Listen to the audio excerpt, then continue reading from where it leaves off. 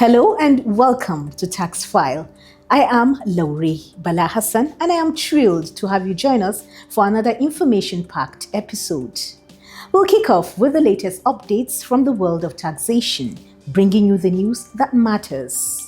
In our Did You Know segment, we got some eye-opening tax facts that might just surprise you. Next up is Vox Pop, where we hit the streets to hear your opinion on some tax topics. Then, in the Knowledge Zone, we'll break it all down and add context to what people are saying. You'll also hear from our experts on our Professional Insight segment, helping you better understand issues around taxation. And of course, we'll wrap it up with What's on the Net, where we answer your questions and comments from the digital space. It's going to be a dynamic and insightful session. Let's dive right in.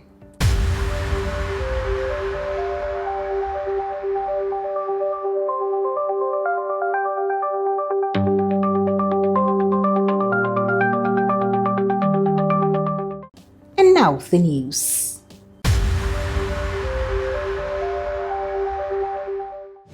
The Corporate Services Group has recently hosted a tax expenditure workshop aimed at promoting accountability and curbing wasteful spending. The event, which focused on impact of tax expenditure on equity and fairness for citizens, brought together key stakeholders from various organizations. Mariam Jode Adura reports from the venue where participants shared insights and engaged in discussions on effective tax expenditure management. The Executive Chairman of the Federal Inland Revenue Service, Dr. Zach Adedeji, commended the Corporate Services Group for coming up with a timely topic for discussion and implementation.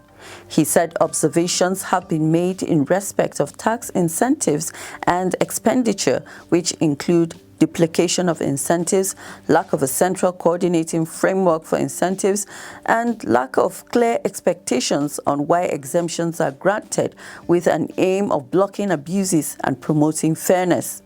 The coordinating director of the Corporate Services Group, Mrs. Bolaji Akintola, said the workshop is important at this time to strengthen Nigeria's fiscal position and improve efficiency of public finance. The workshop interacting with all stakeholders from different ministries, different MDAs, customs, and all these people coming together, all of us deliberating.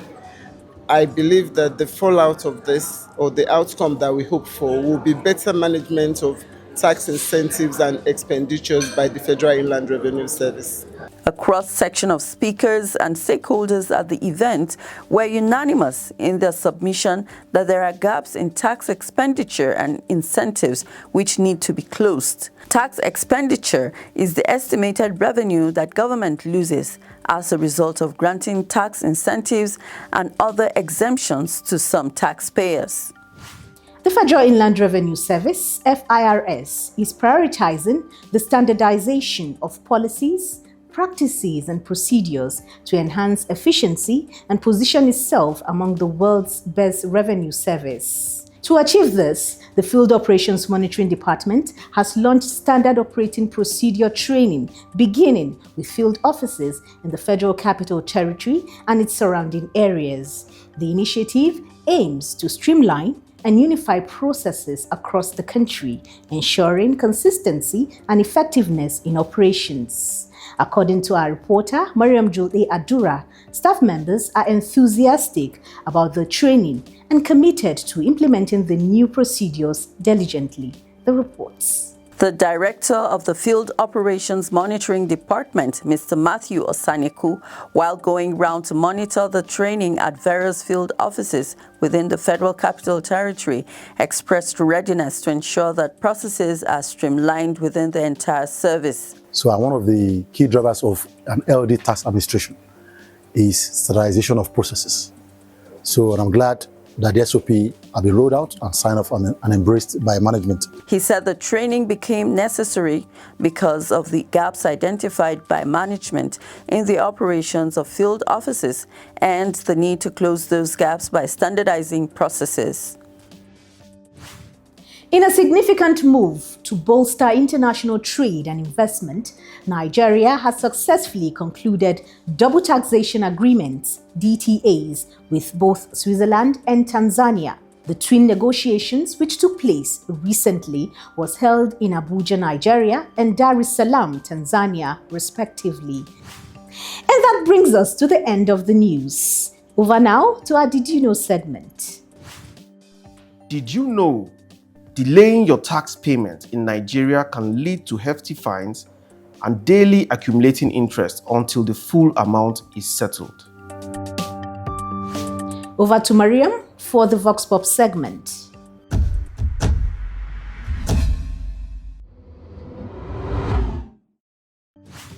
Hello and welcome to the segment. My name is Mariam Julie Adura. Today we'll be finding out about late filing and its penalties. Come along with me. Penalty for filing late is 25,000 naira for the first month of not filing, and subsequently 5,000 naira. Then for VAT, is late filing is 50,000 naira for the first month of default, and subsequent months is 25,000 naira.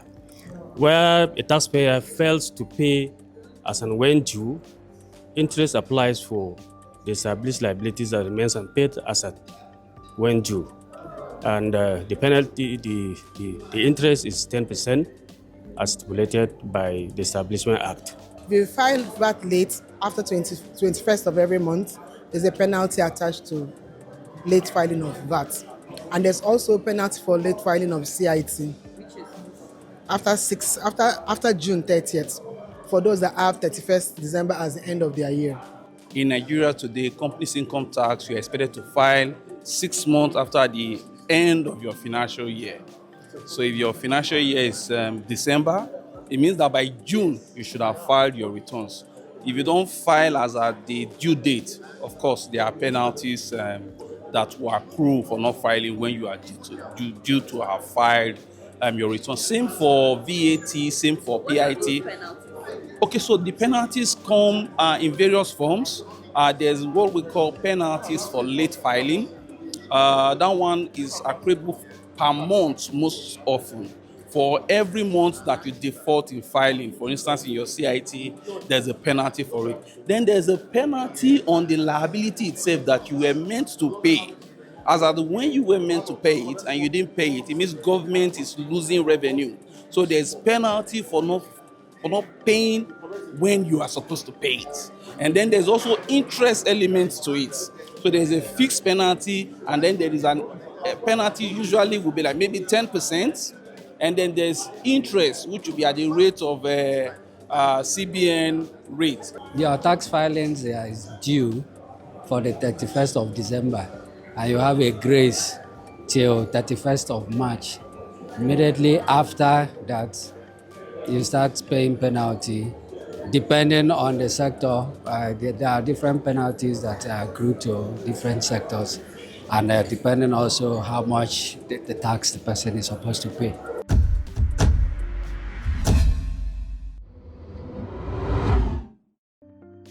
Ashu Abe is here to take us on the Knowledge Zone.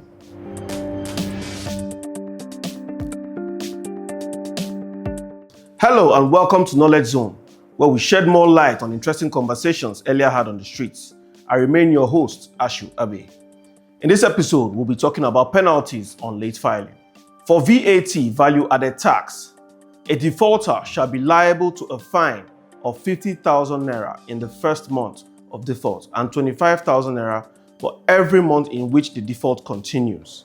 This means that the penalty is cumulative and until returns is filed. For company income tax (CIT), failure to file CIT returns attracts a penalty of 25,000 naira for the first month and 5,000 naira for each subsequent month of default. For tax evasion, Section 40 of the Federal Inland Revenue Service Act of 2007 states that tax evaders face criminal charges, liable to pay withheld tax, and a 10% penalty per annum. Over to you, Lore.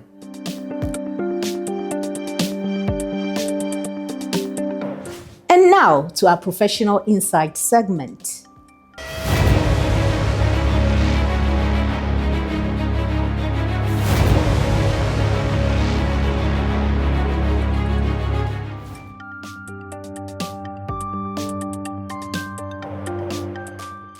My department, as the name implies, we handle the security of FRS nationwide, protection of the facilities, and also we provide safety measures in our offices across the country.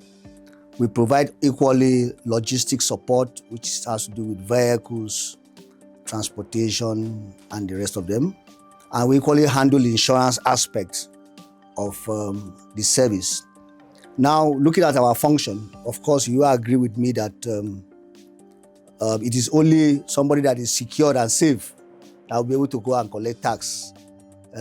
And it's only somebody that is that has mobility that can move to go collect tax. So, for tax compliance and enforcement, of course, you agree that we ensure that there is always a need for us to do a security assessment. Are you following it? We do security assessment to ensure that where we want to go carry out our enforcements are actually safe. And we equally provide logistics for the enforcement people. And also we ensure that we provide cover because the police, in FRS we have a police team contingent that is under our supervision, my management as well, the department. So we provide the police team that will accompany the tax officers to carry out the enforcement. And one other thing we've tried to do is we are actually now running a program, let me say so, where we're actually inculcating most of our staff to become supernumerary police officers. Why do we deliberately have to do this with the support of the executive chairman? Is that the intelligence exposure to intelligence industry, intelligence domain, enables the staff too to be able to appreciate intelligence information, even while they go out to even serve tax notices. Because they are supernumerary police officers, they have more state authority. They can equally call the attention or the support of state security agencies. In terms of insurance, supposing in the course of enforcing there is any casualty, of course the insurance is under me. And insurance generally is covering every staff, an asset, both physical asset, whatever covers me. And insurance is there to cover. And so the department is actually critical in supporting FRS larger goal of tax enforcement, tax compliance, because we ensure that these activities are done within very safe environments. These activities are done under very security tight situations. And we always believe that it's only the man that is alive that can collect tax.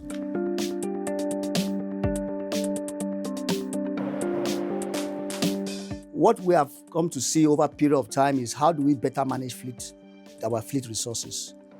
And that has to do with ensuring that the fleet vehicles are used maximally, not abused. And we have tried to, as much as possible, automate fleet system. You know, what we have done is we've introduced the automation, the fleet management system, and we've introduced the fleet management app, and also we've brought in a tracking system for fleet. And also we provide fueling, we provide maintenance, and ensure that vehicles are actually allocated to critical functions as the need arises. The vehicle policy we put in place is very strategic here. It says vehicles are allocated to functions and also to categories of officers. And all of this picture is bringing to bear the fact that logistics has to be provided to where it is critical, to offices that drive tax mainly, and also even while being used for those tax functions, they are properly used, not abused. And that's why we have a tracking system in all our vehicles, and we can actually monitor our vehicles, and we can also geofence our vehicles so that it doesn't go out a particular area. And also, one of the things we have done is to ensure that we put in place a very proactive maintenance system for the vehicles, whereby when vehicles are due for maintenance, it beeps. There's a device we put in a vehicle that beeps when vehicles are due for maintenance. And one of the things too we've done, because the vehicles are all over the country, we have our Security and Safety Department has representatives in State Coordination Office and also working together with admin officers of different offices where each vehicle has a file that will be opened, and we track the maintenance to ensure that vehicles are used optimally. And one other thing again that we have done to ensure that our vehicle actually support tax activities is to ensure that vehicles are actually disposed to people who are retiring. It's a form of a motivation, so that when staff now know that when I'm retiring, I can have this kind of benefit. They put in their best to ensure that they actually take personal care of the vehicles too, because eventually, as a directory staff, you will likely buy them, possibly. So these are some of the activities that we do to ensure that vehicles actually support tax activities, tax compliance, tax enforcement, tax collections, and while getting better value for the vehicles.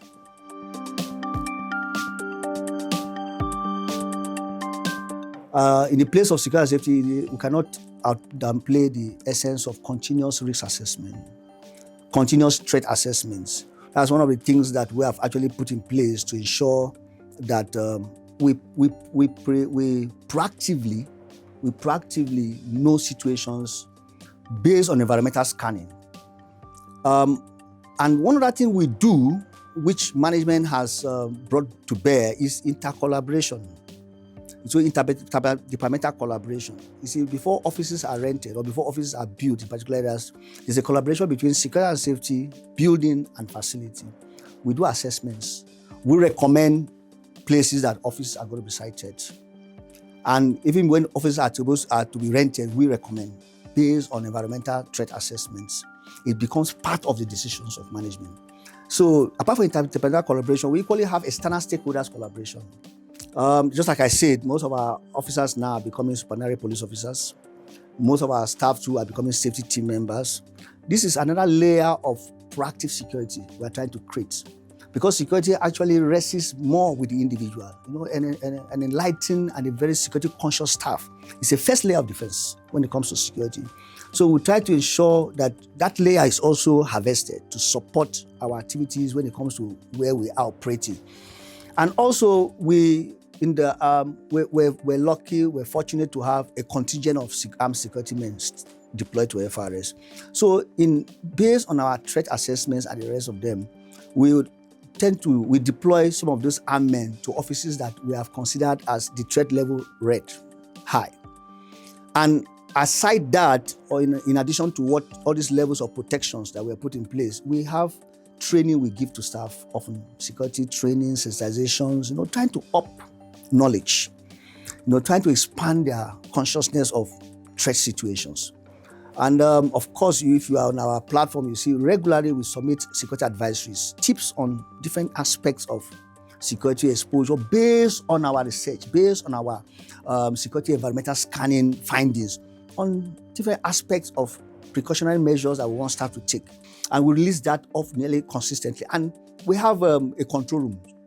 We have control room, and we decimated our control room. We have control rooms in some state coordinations, which ensure that we have 24/7 communication.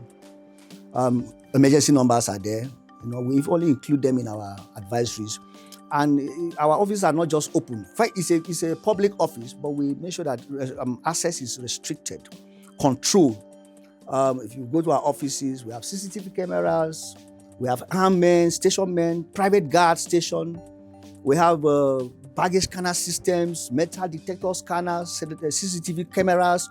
And our offices are fortified with electric fences, security, solar lights that doesn't need electricity. So we do quite a lot of put in place a lot of layers of protection to reassure our staff, regardless of the environment they work. Security has been standardized. Even when events are held, we participate. We do not leave our security in the hands of public. Even if we are working, holding events in hired premises, my security team, the FRA security team, must take care of the security of that event center until the event finishes.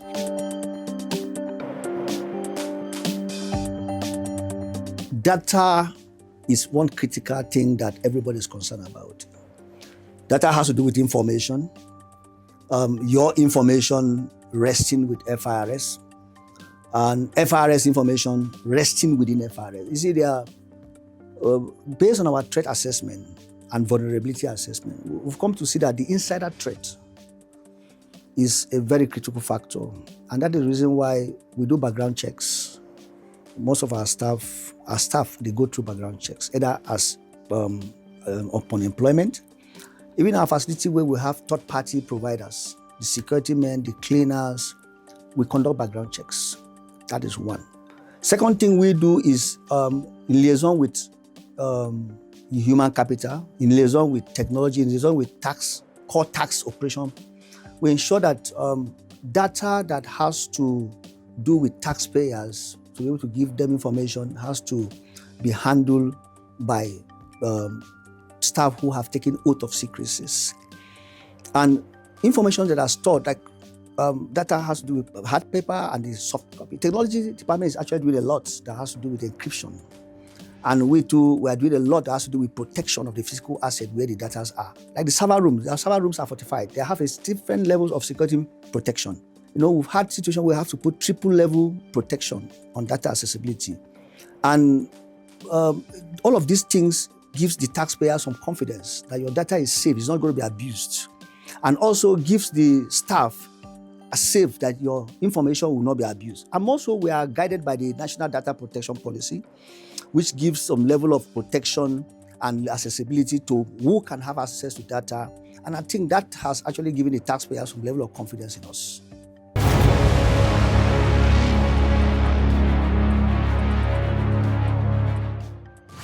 Swateku is here to take us onwards on the net.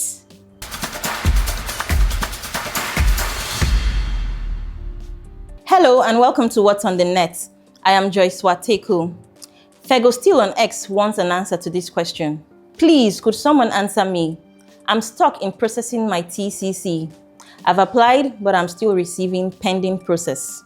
At Fego Steel, if TCC application is showing pending application, it means the application is still undergoing processing in the tax office. However, the turnaround time for concluding the process is usually less than 48 hours, and the tax clearance would be issued. Newman on X is asking, please, how much is tax clearance for a newly this month registered company? Dear Newman, a newly registered company can obtain its tax clearance certificate, TCC, free of charge.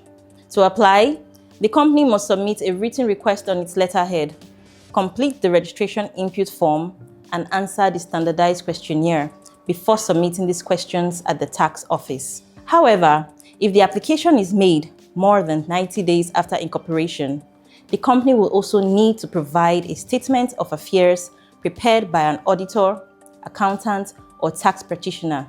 Once all required documents are submitted, the TCC will be processed within 10 working days.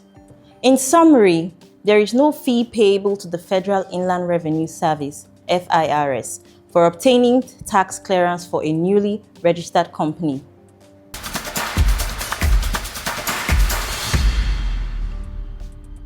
And that's a wrap on this episode of Tax File. I hope you are living with fresh knowledge and a stronger grasp of today's tax realities. Remember, the conversation doesn't end here.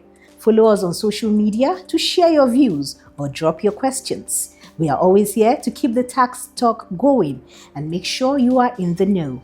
Until next time, I am Lowry Bala Hassan. Stay curious, stay compliant, and keep it locked on Tax File.